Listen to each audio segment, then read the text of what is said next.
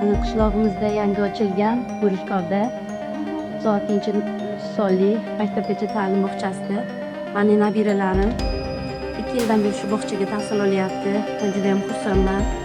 Buning uchun bizga rizq baraka tashkilotlariga katta rahmat aytamiz. Chiroyli ovqatlar, salatlar, kompotlar. Juda xursandman. Farzandlarim bunday bog'chada tahsil olib turganidan, shunaqa shirin taomlar tayyorlanib turganidan xursandman. Aslida uyimizda ham shunaqa chiroyli ovqatlar tayyorlab bera olmaymiz. Men ham ona, ham buvi tariqasida aytyapman. Ming tashakkur deyman bularga. Shunaqa chiroyli ovqatlar, hamma ovqatni salatlar bilan ichida somsalar, piroglar, kompotlar, turli xil ovqatlar beriladi. Xursandman. Shunga sutli taomlar. Faxrlanaman bu bog'chaga farzandlarim, nabiralarim berganimda.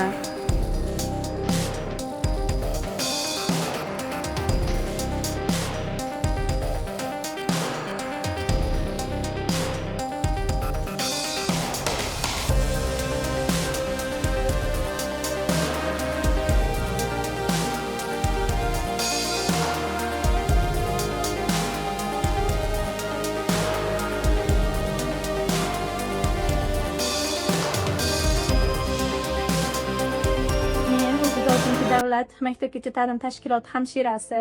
Bizi bog'chamiz 2023-yil noyabr oyida tashkil topgan.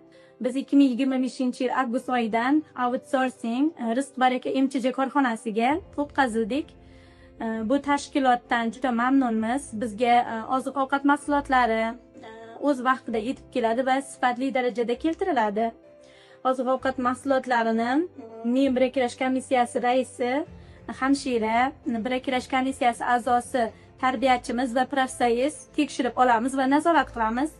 Oziq-ovqatlar juda sifatli. Bundan bolajonlar ham, ota-onalar ham juda mamnun. Biz rizq baraka tashkilotiga o'tganimizdan keyin bizdagi barcha kamchiliklar, yetishmovchiliklar bartaraf etildi. Bunga misol qilib, o'choq qozonimiz yo'q edi, o'choq qozon olib keltirildi. Yozga litniy oshxonamiz yo'q edi. Nabis qilib litniy oshxona tashkil qilib berishdi. Qizlarimiz uchun moykada sovuq suv edi. Bunga yordam tariqasida ular ariston o'rnatib berishdi. Biz bu tashkilotdan juda mamnunmiz.